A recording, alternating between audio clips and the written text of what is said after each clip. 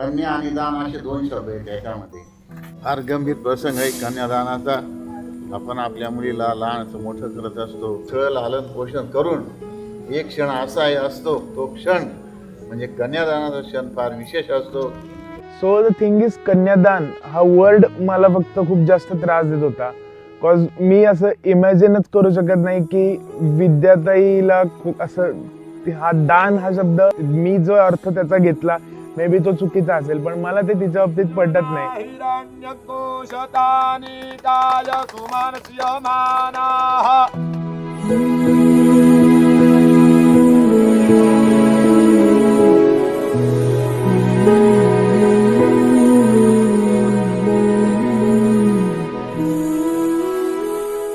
तिच्यावरून सगळे इमोशनल होते.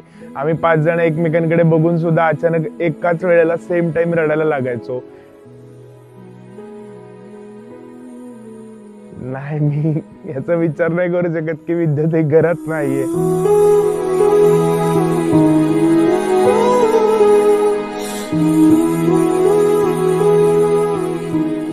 त्याला सांग काय करायचं ते. माझ्या बहिणीचा नीट सांभाळ करायचा आहे. नाहीतर